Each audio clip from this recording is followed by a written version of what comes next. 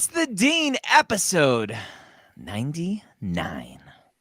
With my mapped team, you see in the corner there on the side. This side? No, that side. That side. Varinia Grannum. How are you doing, my friend? Hello, I'm doing wonderful, sir. How are you? I am great. Varinia, you are the former assistant dean of Prehealth and STEM advising at Hofstra, and now an amazing member of the MAPT team, helping us helping lots of students live their dream of getting into med school. So thank you for being here and answering lots of questions today. You can go back to the side now. Go. I'm interacting with the screens today. There I go. Dr. Scott Wright, former director of admissions at UT Southwestern. I'm having too much fun today. Oh my goodness. Retired executive director at TMDSAS. Wait, I keep getting. Come over here. Come over. There we go. We're having fun today. Again. We're having a Scott's face. We removed. Oh no! Stop. One person control. There we go. One person. Okay, I'm not touching. Veronica, it's all you. Add him back to the stream. There we go. Drag him over. Yeah, I'm doing well. It's crunch time for so many students, and this is an exciting time of year. Where students are getting ready and submitting and getting their stuff all together, and it's an exciting time to work with them. So yeah. So crunch time. I believe that term comes from the fact that they are writing their personal statements, going, "This is junk. Crunch, crunch, crunch that paper up and throw it in the trash." That's crunch time. That's right. That's right. All right, so now I am removed from the stream. Veronica, you should not be touching remove or add at all at the bottom. Only play at the top. That's where we want to play. And last but not least, we have a new person driving behind the scenes, so it may be a little chaotic today, but we're gonna have fun with it, and that is okay. And we just lost Veronica. Wow. That's all right. I'll take back over when she figures it out. We're introducing me now, right? Hi. Hello. Hello. Welcome, Rachel. How are you? MAPS co-founder. Great. I'm very happy to be here and excited to do a Q&A. I know it's a high pressure time, so bring us your stress and we will try to help you step back and take a breath with more information. Yes. Yep. So if you are here joining us, we are here to answer your questions. So go do that. Go ask questions and we'll answer them. And as we're doing that, I'll load up Instagram Live here because I didn't do that already. So let's rock and roll. Cool. Yes. Cool. All right, so we can start with Samaya. When are we getting a book on secondaries? Well, good news. You don't need a book on secondaries. My application process book, which is hiding in the corner of my desk. I don't know if I can reach it. This book has secondaries in it. There's a whole chapter on it. You don't need any more than that. All right, Scott, I don't know what the biggest piece of feedback that you give during secondaries, but I tell students all the time, the biggest piece of feedback that I give secondaries is ignore everything I've said about storytelling for primaries and just answer the darn question. Right. No, I think that's exactly right. It is the issue of really evaluating what they're asking, and because the secondary questions are very specific to the individual school. They're often not very long. They don't give you a whole lot of room to talk. And so you just answer the question exactly right. And the key to secondaries is staying on top of them. I've had getting ahead of them. Yeah, and that's what we encourage is pre-writing secondaries. But I've talked to so many students recently who applied the last year, they got the primary in, and then the secondaries they got overwhelmed, and it took them a month or more to get them in, and that's just not good. And so it's really staying on top of those and really evaluating what are they asking and getting it done. We suggest a 2-week turnaround time if at all possible. Yeah. Pre-write. Yep. Pre-write. But Varinia, you say that. How am I supposed to know what the schools are going to ask? They haven't sent out the essays yet. Well, lucky for all of you watching and listening right now, we have a data bank of the secondaries at secondaryapps.com. They don't change very much. You can look them up by school and start working on those. You can, once you do receive them, you can tweak them if you need to. But everything on secondaryapps.com is probably all you need to know to work on them. There you go. Yep. Yes. Yep. That's what you need. All right. Let's keep a rocking and a rolling. Rocking and a rolling. I don't know the rest of the song. Neither do I. That's a song? I don't know. Yeah. All right, Veronica, you got a comment you want to throw up for us? No questions? The hop. At the hop. Here, I found one. Aviana asks, do med schools take into consideration the rigor of certain universities' classes and how it can be challenging to get an A at that specific university? I love this question because as we are interacting more with parents of high school students, this comes up all the time. Should I send my student to this prestigious university? Should I send them to this other one? Scott, Dr. Wright, when you were the director of admissions at UT Southwestern, the Harvard of Texas, did your admissions committee build into their rubric or whatever you're using, go, okay, they went to Harvard, let's bump up their GPA a little bit. Ooh, they went to Yale, Columbia, Stanford, let's bump up their GPA a little bit. Ooh, they majored in engineering, let's bump up their GPA a little bit. Nope. No, and this is what I would say, Aviana, is that it is in general, when you get to the level of in my experience, when you get to the level of the admissions committee, so you've had a pre-screening, you've gotten invited for an interview, you've interviewed, and now you're in the final stage. You're in the admissions committee meeting where they're making decisions, and in general, I think they often will talk about, well, this student is coming from X university, or they had such and such major, or whatever. And so, the fact that their GPA is a 3.4 instead of a 3.6 or 7, so they're going to talk about those things, but there's not going to be any kind of overall adjustment to your GPA based on where you went to school or what you were majoring in. They may discuss it. It may be part of their decision-making process, but it's not going to be any systematic effort. So, no. The answer to your question is really, the short of it is no. They're not going to really do anything other than, talk about it and have that as a part of the process. Yeah. All right. There you go. Veronica, do you find a question you want to throw up?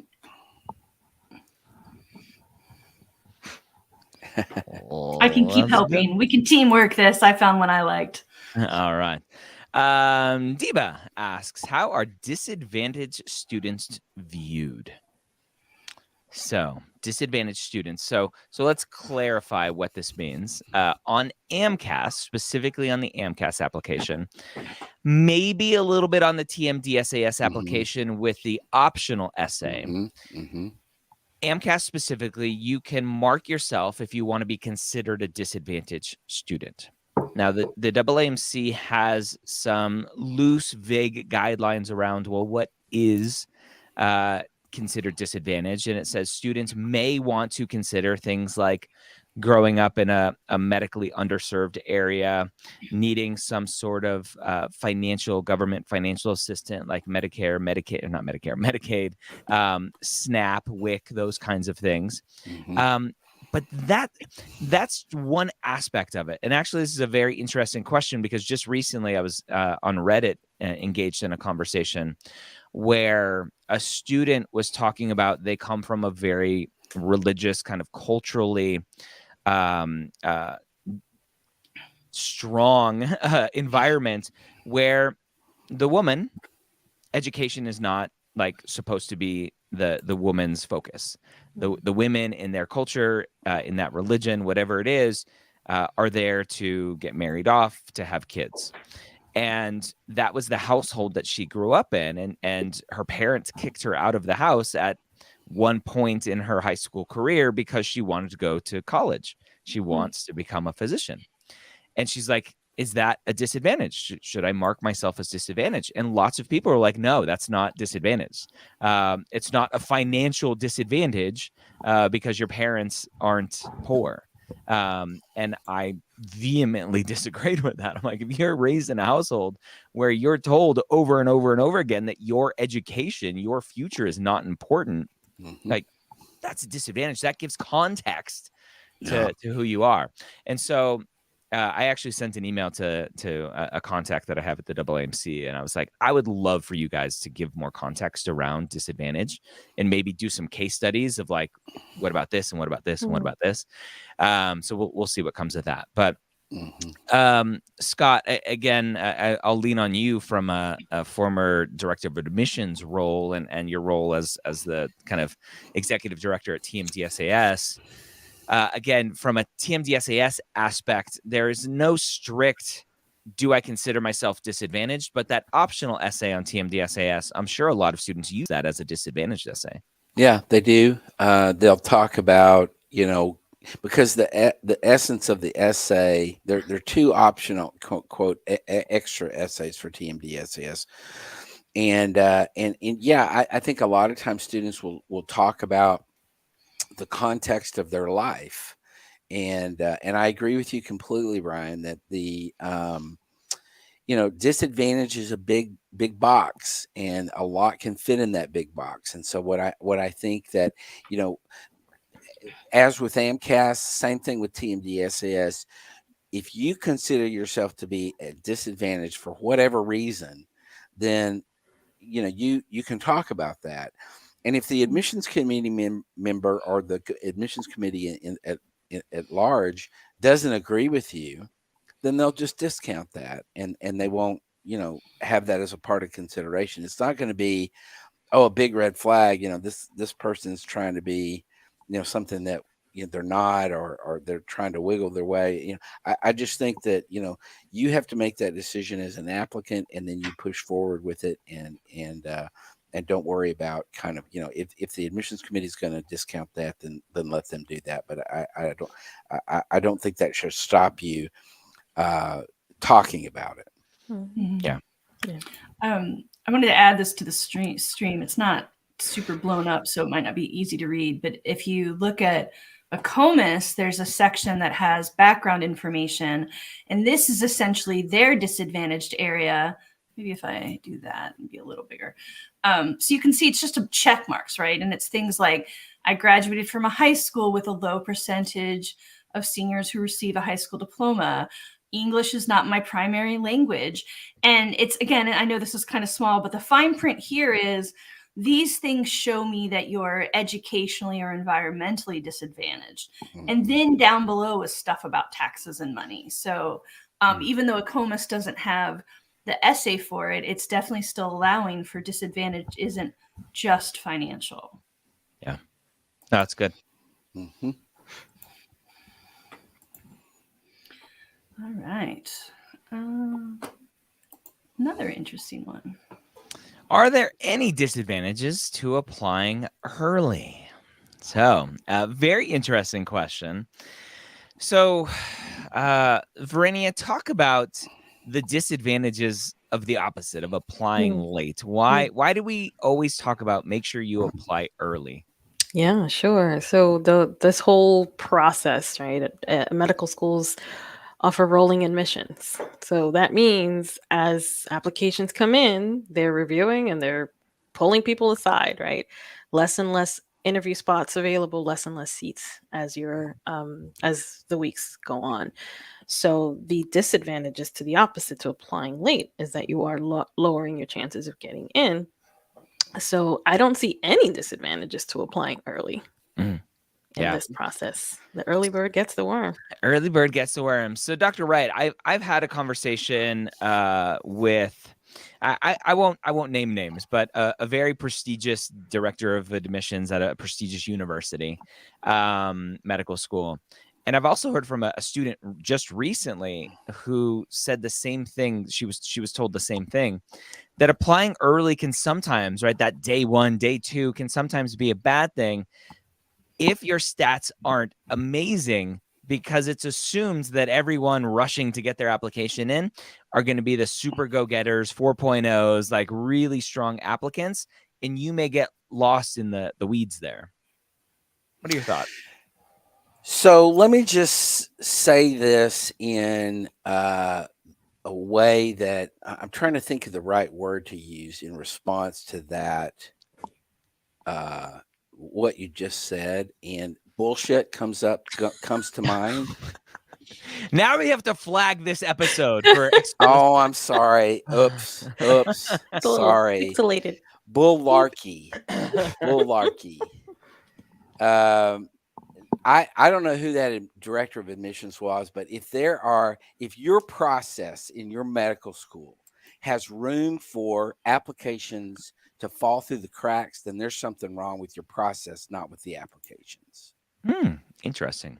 We establish procedures and processes to evaluate and to understand who applicants are, and what they're all about. You're not going to get lost in the weeds between all these great applicants. I don't agree with that at all. I think I just think it doesn't work that way. And as I said, if a process is so fraught with error that you lose things in the weeds, then you need another director of admissions. Okay.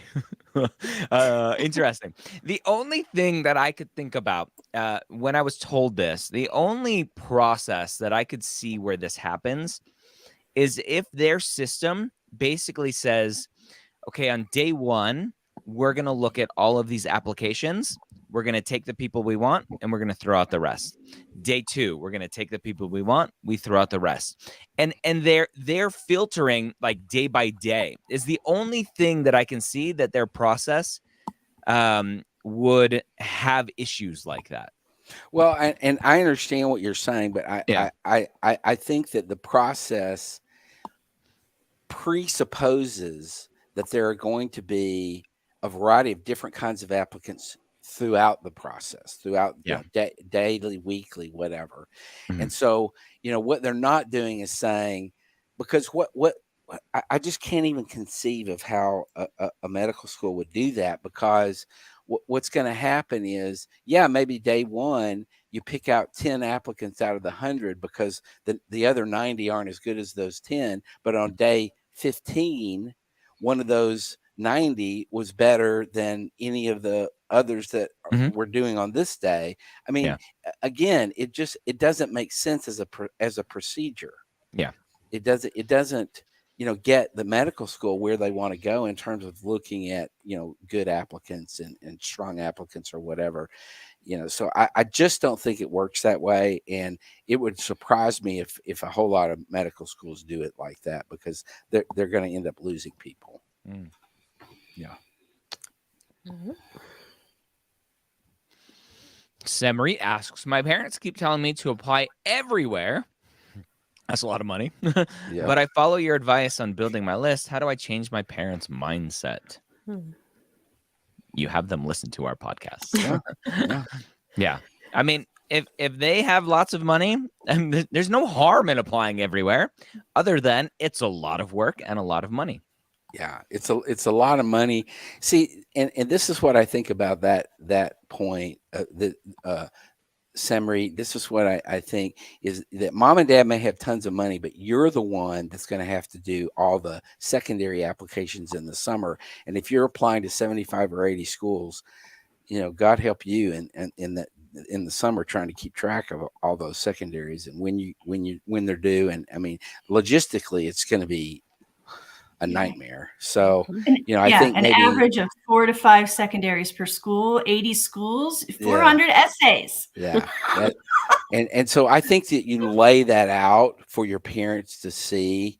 This is what I would be facing if I applied to that many schools. And beyond the fact that the experts at MAP don't think that's appropriate or necessary, et cetera. So, but I think you lay it out not in terms of financially, but you lay it out in terms of logistics of actually doing the work in the summer. Yeah. Or just don't tell them where you're applying. Yeah. I'm just kidding. I'm just kidding. Oh, those parents are like over the shoulder. I'm sure. Right. We all know those parents. Yeah, we do. We want your parents to be the panda parents, as we have come to Right. learn that term. All right. Lath asks, are reapplicants given the same consideration as first-time applicants? The reapplicant, dreaded myth around reapplicants. So, Dr. Wright, Rachel, I'll pass this one to you. So Rachel, there's data that the AAMC puts out that shows reapplicant acceptance rates are really, really low, like 20-25%. Versus first-time applicants or just applicants in general. They don't break out first-time in the general data that they put out. It's like 40%. So it's lower. Mm-hmm. But the question is why? And is it just that reapplicant scarlet letter that all pre-meds think a reapplicant carries around with them? What's going on there? In a short phrase, lack of reflection. I've helped a lot of reapplicants over the years. I've seen a lot of reapplicants get in. We've got people that we've interviewed. You can watch on our YouTube channels where they applied their third or fourth time and finally got in. And when it happens like that, when it's the second or third or fourth time, the reason they get in is because they reflected and made fundamental changes. And, if you're listening, you're thinking, what changes? I'm going to point you back to, they reflected. It's going to vary. The advice we give is that if by Thanksgiving, so if you're applying this year, if you're in the 22-23 cycle, so you hope to start med school in 2023, the advice we give is that if by Thanksgiving, things aren't looking promising, you might actually have an acceptance by Thanksgiving. That would be amazing. It happens every year. Or at least have some good interviews, then that's when you start thinking about what if I have to reapply, because it gives you about 6 months to reflect and make changes and fix things. And what's happening, it's happening right now. We're helping students and we're still happy to help them. But lots of people are coming to me and going, well, I'm still on a wait list, or I finally gave up hope and now I'm ready to reapply this year. And then they don't have any time to make changes. So if your issue is lack of clinical, you might need 1 or 2 years between when you apply and reapply to go get more clinical. If your issue is your essays, in theory, you can fix that in one summer, but then you actually have to rewrite your essays. And so often what I hear from reapplicants is, well, I'm not worried about my essays. I already wrote those. I'm like, yeah, but if you didn't get any interviews last year, then something might have been wrong with them. So really just, it's reflect. You need to analyze your application in depth. You need to consider, either watching some application renovations or maybe book a session with us so we can pour through it with you, or some other advisor. It doesn't have to be us, but talk to some experts who can help you see what changes need to be made. And then don't apply until you've made those changes. Mm-hmm. Yeah. Tough love from Richie. Yeah. But it's needed. It is needed. Healy asked, should you apply early with the old bad MCAT? I retook my MCAT second time in April, and I'm waiting for my score. Varinia, there's always lots of fear around applying early with that MCAT on there that you wish you didn't have to submit to the schools. while you're waiting and hoping for a much better score to come along. On the application, you say, hey, I have a score pending. Mhm. What are schools doing with that information? They're just going to wait for your second score. The benefit of applying early, even if it is with a bad score, outweighs waiting for the score, depending on when you're going to get your score, right? Yeah. So go ahead and apply. You're going to indicate that you have a pending score. They're not going to look at your application until that score comes out, so you don't have to worry too much about your old score. Yep. Just get yourself in the queue to get verified. Yep. That's the priority. And the key thing here is she retook her test in April, meaning her score is going to be back by the time med schools even look at her application. Yep. That is true. So, yeah. All right. Ooh, I have a comment I want to pick if that's okay, because it's so happy. Yeah. Yay, Dan. Yay. Woohoo! So Dan says, I'm here to say thank you and goodbye. Thank you for all the advice and encouraging words, Dr. Gray and Dr. Wright and Varinia and Rachel. Dr. Wright gave me during my interview prep. My cycle has finally come to an end. This fall, I'll be attending UCLA David Geffen School of Medicine. Never in my wildest dreams would I think this would happen. Wishing the MAPT team all the best. So that's awesome. Dan. Yeah. Cool for you. I'm Congrats. so excited for you. These are the good goodbyes. Yep. Yes. I love it. Yes. And hopefully, Dan, MAPT will kind of grow with you. So we have plans for MAPT to grow with you as a medical student as well. So maybe not a goodbye forever, See you but later. a goodbye for now. Yeah. See you Yeah. later. It's time to plan for residencies. That's right. That's right. That's awesome. So exciting. That is awesome. Oops, where'd it go? Whoa. Comment was just a quick flash. Can we have it back? Yeah. Veronica has There it a very happy trigger mouse finger. What is Sean asks, what is the role of rec letters in the grand scheme of things? Should I be worried if they are not stellar? So letters of recommendations, Dr. Wright, I'll hand this one off to you. Can a letter of recommendation make or break an application? I would say that a letter of recommendation could break an application. It probably won't make an application. Okay.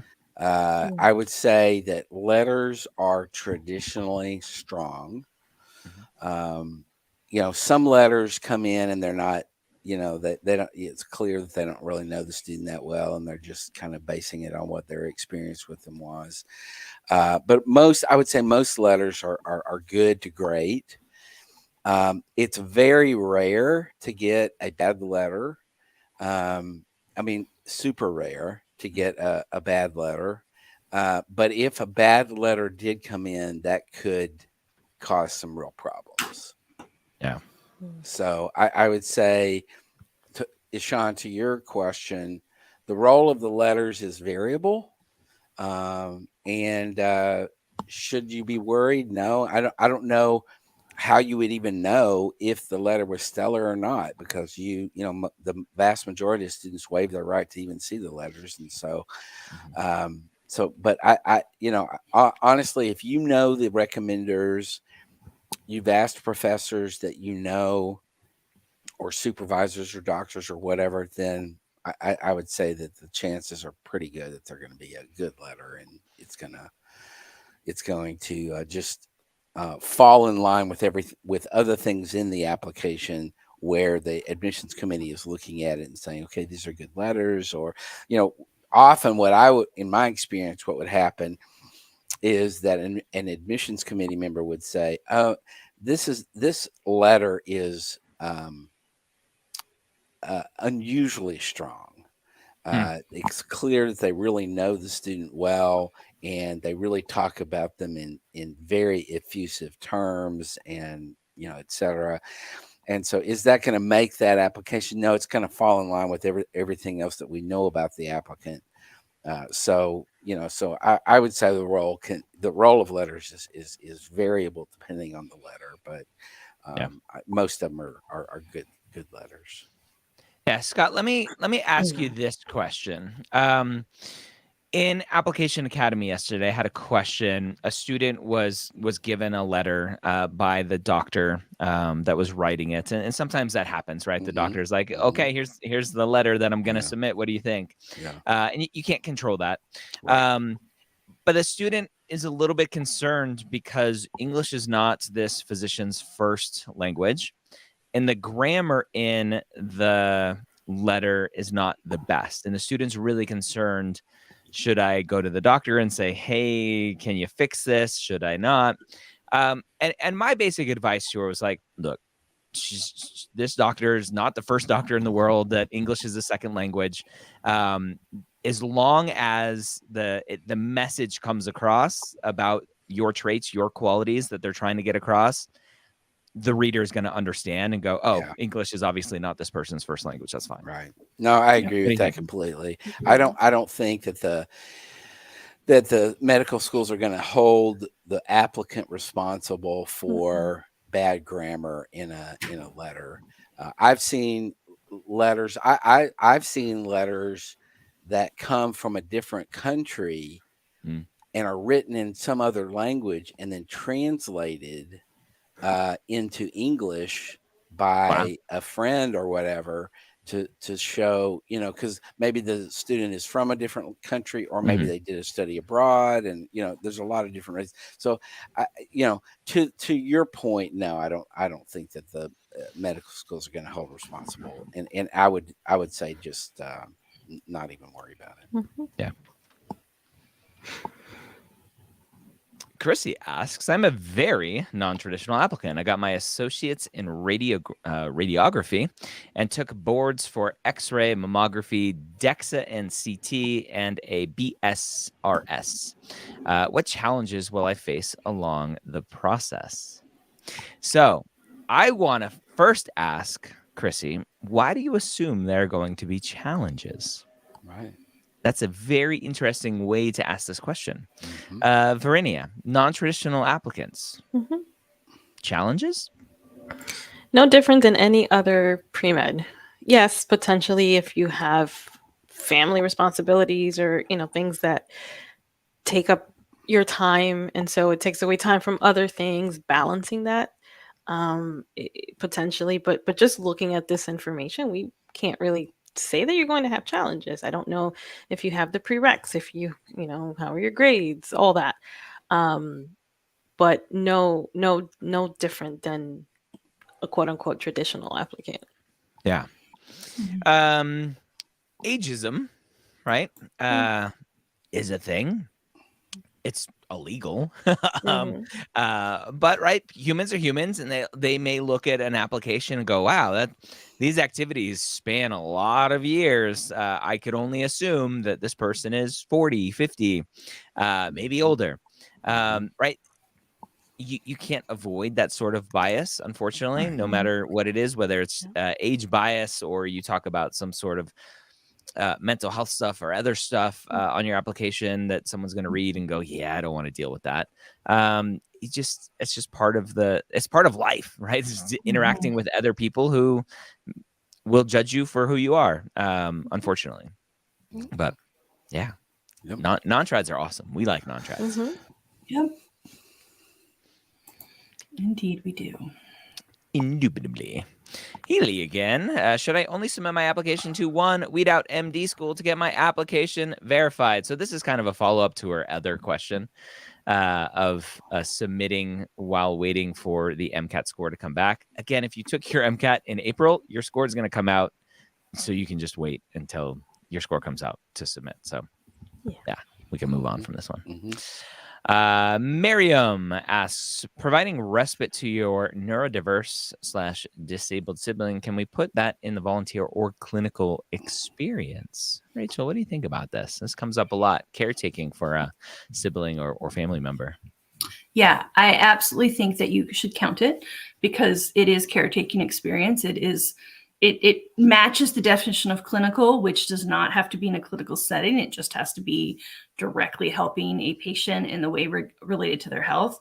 What I caution you against is having family be your only clinical.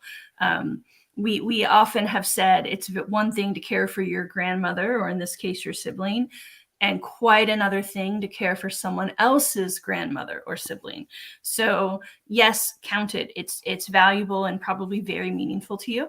And also go get some clinical where you're working with strangers.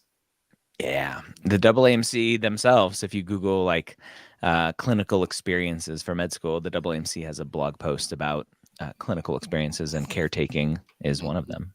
Mm-hmm. Absolutely. Mahogany, what a great name. I love it.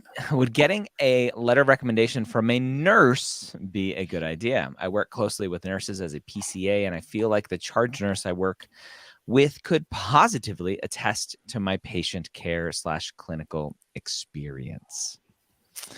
Dr. Wright, former director of admissions at UT Southwestern. Did I mention the Harvard of Texas? A letter of recommendation. A student's applying to medical school, and the nurse writes a letter that says, hey, Mahogany's a great student, very compassionate, very caring, will make a great doctor.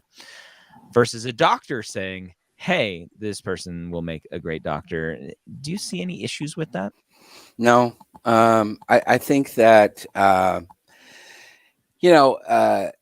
think that to have from the charge nurse that this is a great applicant, that they really work well with patients and, et cetera. I think that's a great letter to have. Mm-hmm. I wouldn't worry about it that it's not from a doctor.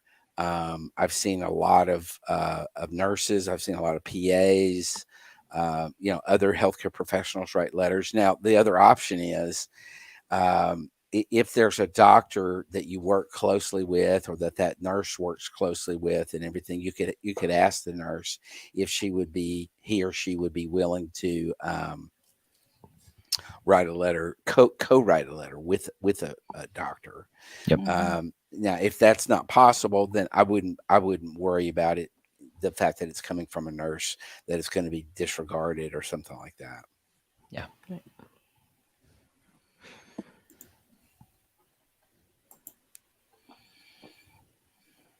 Got another comment for us? Yeah.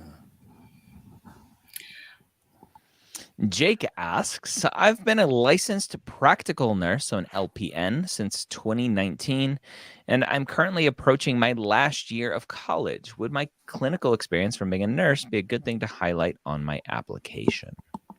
So let's first roll back. Let's ignore the LPN part. Everything that you do should be highlighted. Should be put on your application. Unfortunately, AMCAS only gives you 15 spots, so you may have to drop some smaller things maybe, or combine some things as best you can.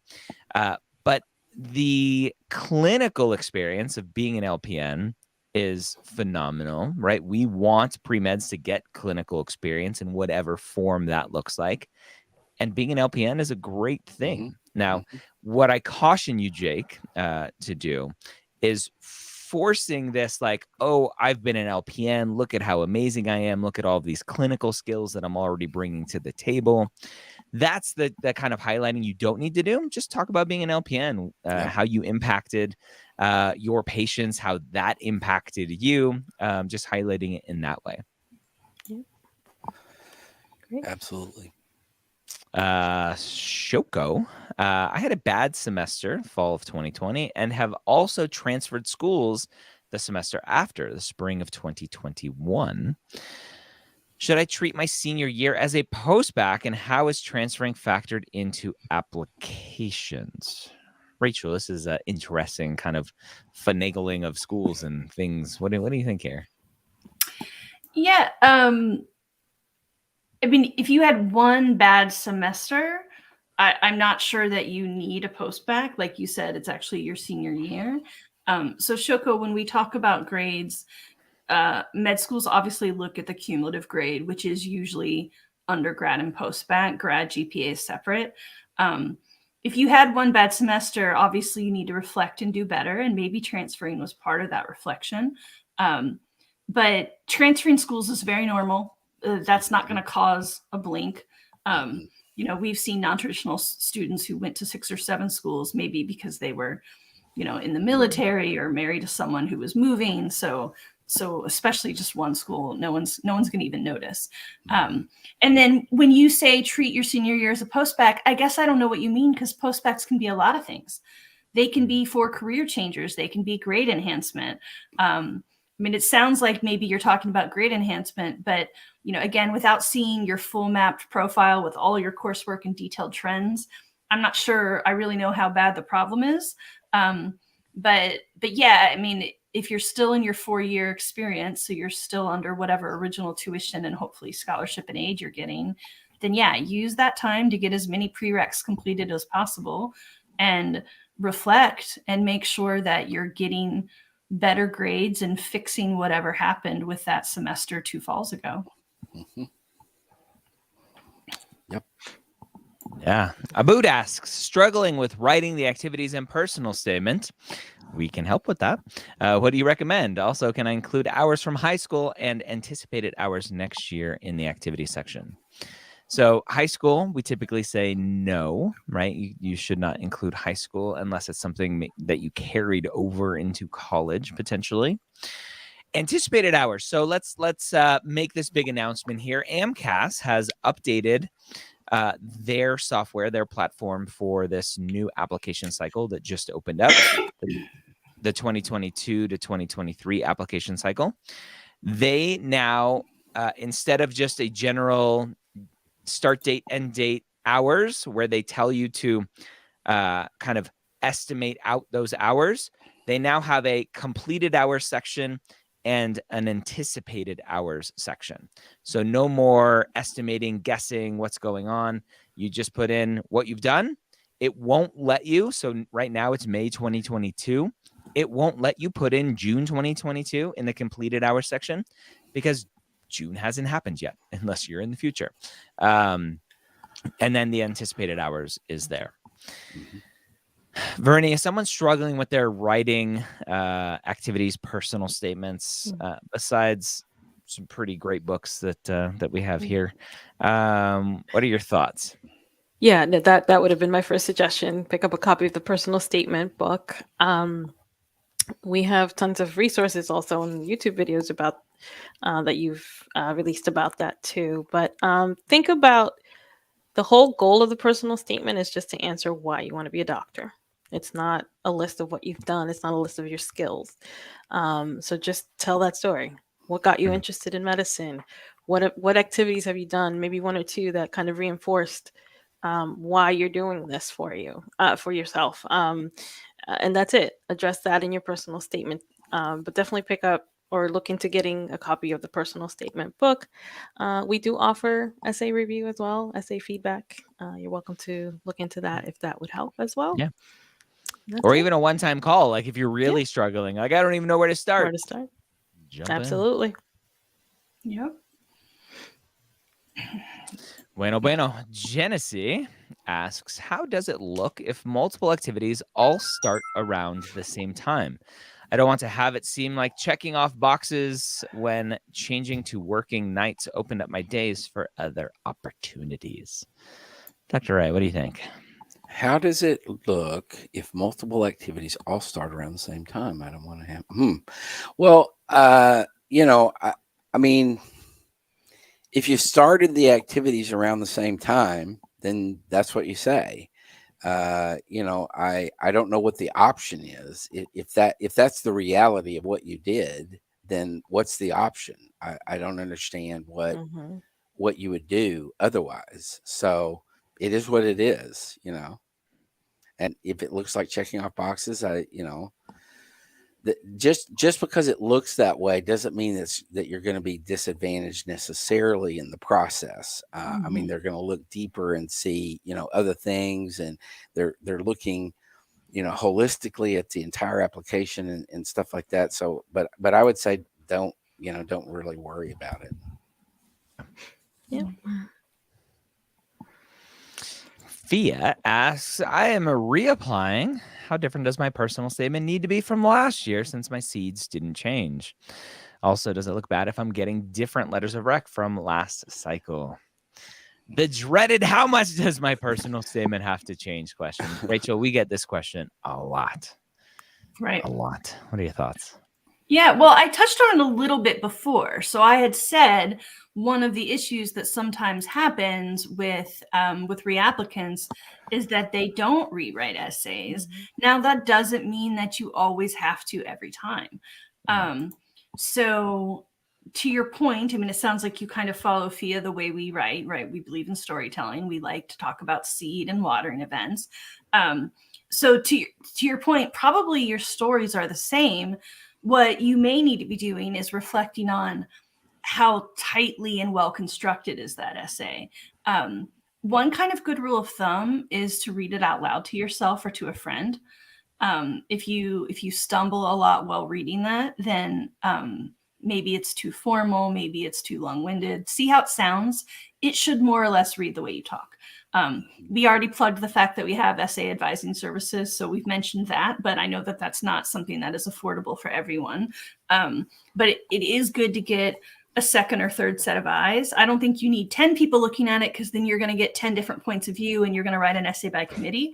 But when you're looking for people to help you pre-write, one option is just fellow pre-meds, like in our Facebook group, the Premed Hangout. There are lots of people doing free swaps for essay review right now. So, peers just helping peers. And it's really a personal thing, right? You kind of have to decide how strong it is. Another thing is, you didn't talk about how your reapplication went. If you got tons of interviews and then didn't get accepted, probably your essays are fine and it's an interview problem. If you didn't get any interviews, now that doesn't mean your essays were the problem, but it means you should at least consider if they need reworking. I hope that helps. Yeah. And yeah, right. We talk about the personal statement being the story about why you want to be a doctor. That typically is not going to change from year to year, right? The seed, as we call it, kind of what exposed you to healthcare in some way, isn't going to change from when you were 5 years old or 10 years old or whenever it was. So yeah, that part may be the same, but maybe you have a different experience that you've received over the last year. You were able to experience over the last year that you may want to swap out for another experience. And we've grown as a person over the year. So our language may be a little bit different. How we speak may be a little bit different. So go back in and massage as much as possible. Maybe not copy paste exactly the same exact essay, but massage. But the stories are probably going to be very similar. Yep. Who's this McKenna person? I had a scribing experience that made a huge impact on me. I know we aren't supposed to put shadowing type experiences in the PS personal statement. How strong do you advise against it? I have a patient experience too. So Dr. Wright, this is one of my kind of Dr. Gray made up rules in the world of personal statement writing, that shadowing experience, in my mind, typically don't do a great job of showing the reader the student. Typically, shadowing experiences are, I saw Dr. Smith do this, I saw Dr. Smith do that, I saw Dr. Smith impact the patient, I want to be like Dr. Smith, therefore I want to be a doctor. And to me, that's just not a very strong sentiment of show me why you want to be a doctor. Show me your interaction with a patient. And I also call scribing basically shadowing on steroids. So that's where this question is coming from. What are your thoughts here? So I think it depends a little bit on the situation. And I'll give you an example. I had a student recently who, in their personal statement, was talking about a shadowing experience. And it was shadowing at an ophthalmology clinic. And the particular patient was going to have to get, this sounds awful to me, injections in their eyeballs. And yeah, I can't even imagine. So, but what happened was, the